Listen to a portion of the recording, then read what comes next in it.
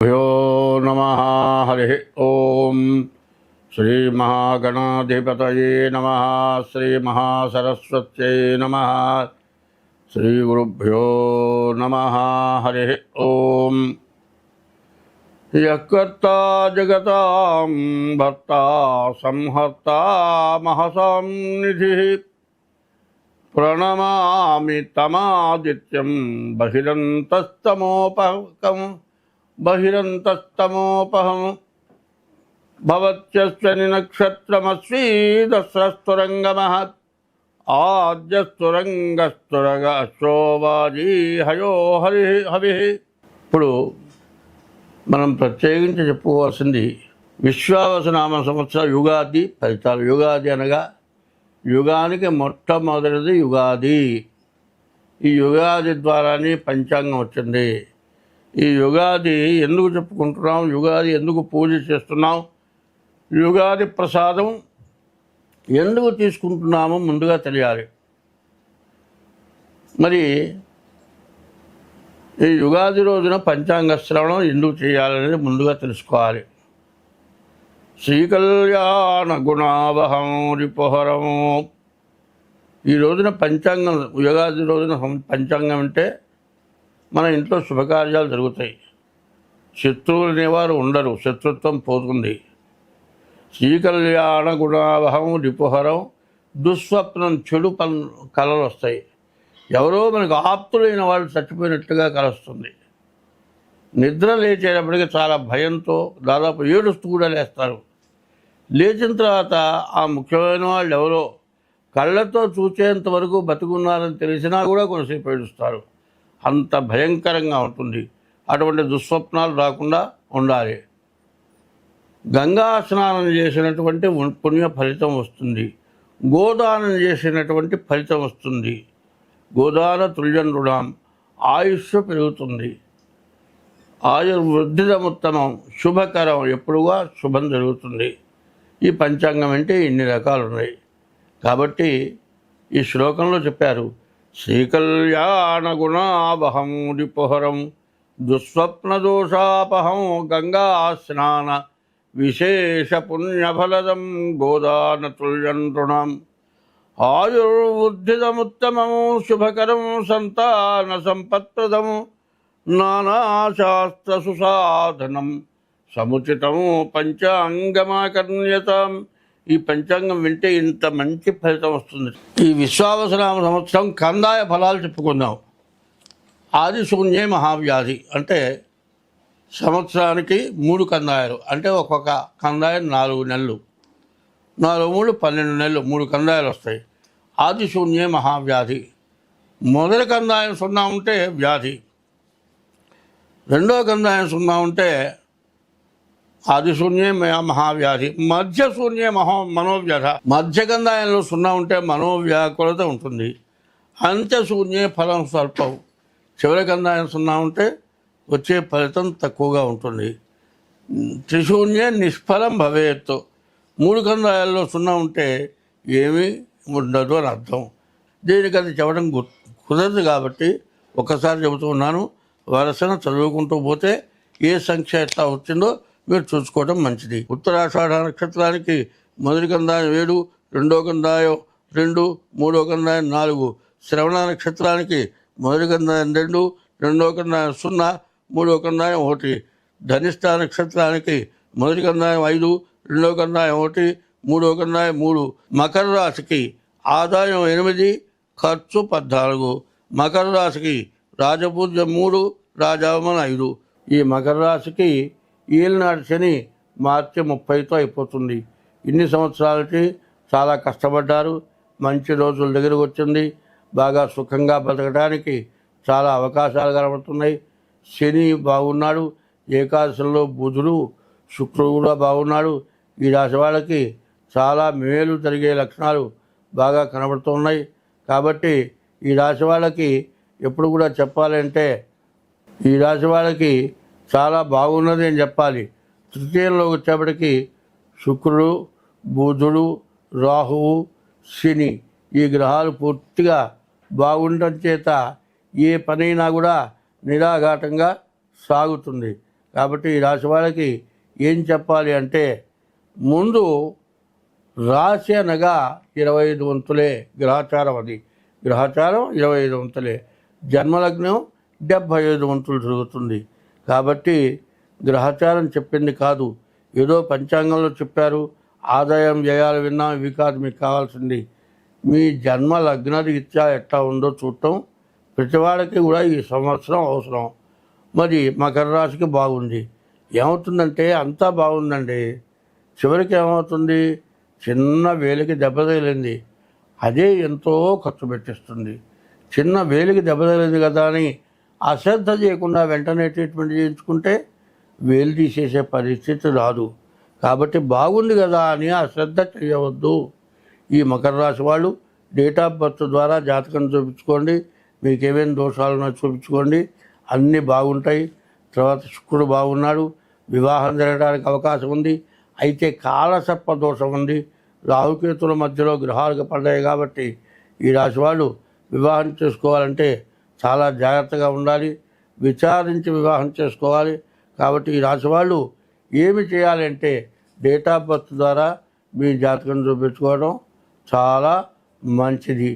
ఈ 12 రాశులకి ముఖ్యంగా చెప్పేది ఏమిటంటే, ప్రతి వాళ్ళు కూడా ముందు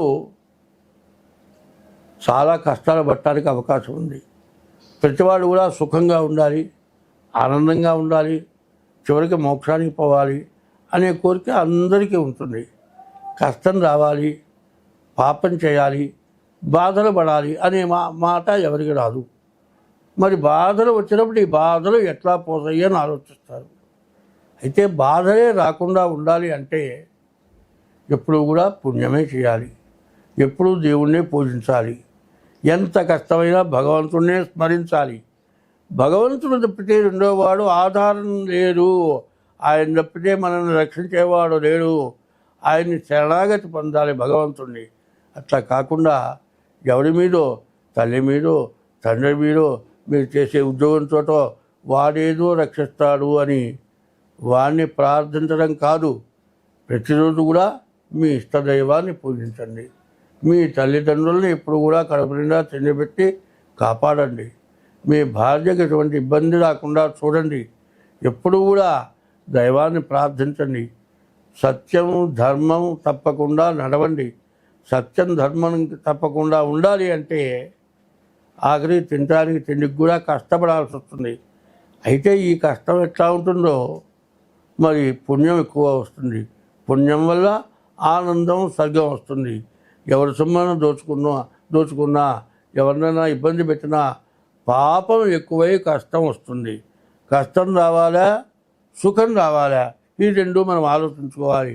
కష్టం రావాలి అంటే ఎవరికి అపకారం కానీ పాపం వచ్చే పనులు కానీ చేయకుండా ఉండాలి. అట్లా ఉన్నప్పుడే మనకు ఎప్పుడూ ఆనందం, సుఖం, బాధలు లేకుండా జీవితం గడవటమే కాదు, పునర్జన్మ ఉత్తమమైన జన్మ వస్తుంది. అట్లా కాకుండా మన అవసరం కోసమని ఏ పనైనా సరే, ఏ రకంగా అయినా సరే, ఎవరినైనా ముంచైనా సరే, ఎవరి సొమ్ము దోచుకోనైనా సరే మన జీవితం సుఖంగా గడపాలి ఎవరైతే ఆలోచిస్తారో వాళ్ళకి ఖచ్చితంగా కష్టాలు ఎక్కువగా ఉంటూనే ఉంటాయి. అయితే ఆ టైంకి డబ్బులు వచ్చి ఆనందంగా ఉన్నాం అనుకుంటారు, కానీ తర్వాత వాళ్ళు పడే నరకం మామూలు నరకం కాదు. నరకం కావాలా, స్వర్గం కావాలి అంటే పాపం చేయకుండా ఉంటే స్వర్గం వస్తుంది, పాపం చేస్తే నరకం వస్తుంది. కాబట్టి ఇట్లాంటి టైంలో, ఇట్లాంటి దుష్టగ్రహ కూటమిలో నీవు ఇంతకుముందు చేసిన పాపాలను కూడా బయటకు వస్తాయి. ఇట్లాంటి టైంలో పుణ్యాత్మలకి వాళ్ళంత ముందు చేసిన పుణ్యం వాళ్ళకి ఉపయోగపడుతుంది.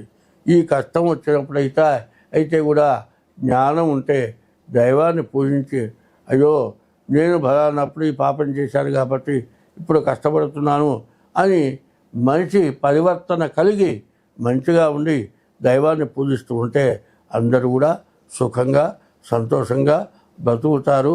అయితే ఈ పంచాంగానికి ప్రత్యేకత ఒకటి ఉంది. ప్రతి 5 సంవత్సరాలకు ఒకసారి ఎలక్షన్ జరిగితే పార్లమెంటు మెంబర్లంతా కూడా మరి రాష్ట్రపతి, ప్రధానమంత్రి, మరి ఇట్లా మంత్రులుగా తయారవుతారు. అదేవిధంగా ప్రతి సంవత్సరం కూడా నవనాయకులు అంటారు. నవగ్రహాలే రాజ్య పరిపాలకులు అవుతారు ఈ సంవత్సరంలో. అందులో ఈ రాజ్య పరిపాలనలో ఏమవుతుందంటే నవనాయకుల్లో 6 పాపులు 3 శుభులైనారు. 6 పాపులు ఎవరో చూద్దాం.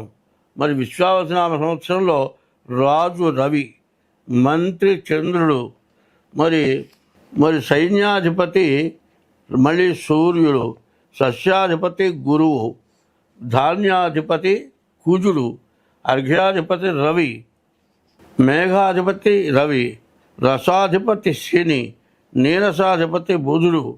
ఇట్లా 9 ఆధిపత్యాలు వచ్చినాయి. 9 4 రవికి వచ్చినాయి, 3 శుభగ్రహాలకు వచ్చినాయి, 1 శనికి వచ్చింది.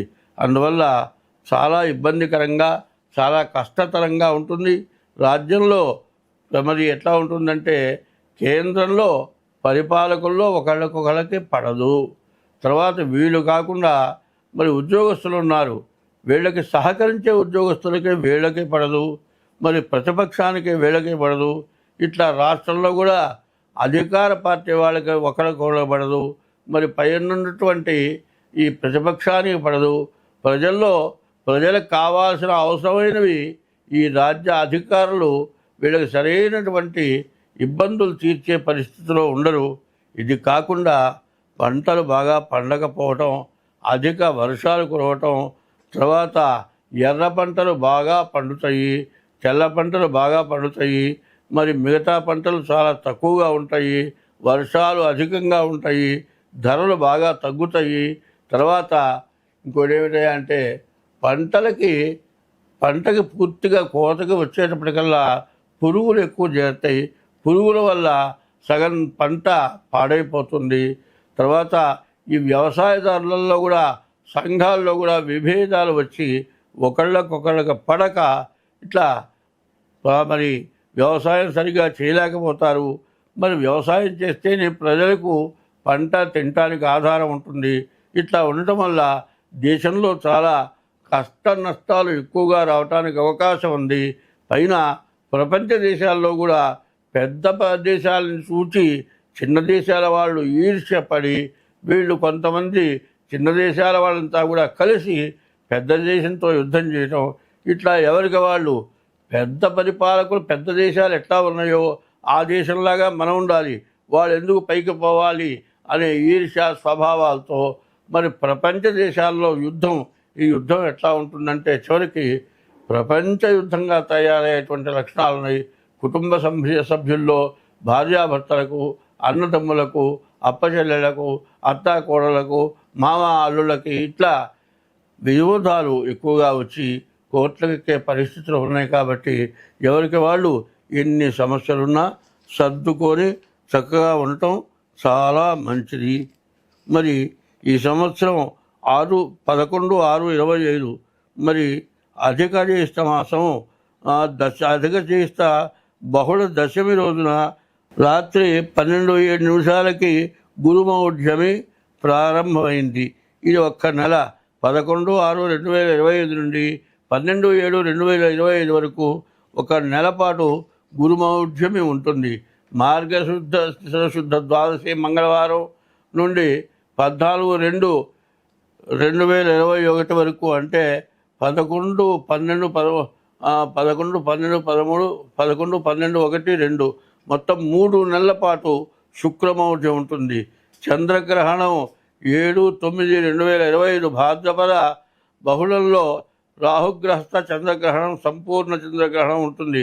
రాత్రి 9 గంటలకు మొదలై తెల్లవారుజామున 3 గంటల దాకా ఉంటుంది. రెండవ చంద్రగ్రహణం మరి మార్చి 3వ తారీఖు 2026 సంవత్సరం మరి చంద్రగ్రహణం అవుతుంది. ఇట్లా 2 గ్రహణాలు ఉండటం కూడా అరిష్టం దేశానికి ఎక్కువగా ఉంటుంది.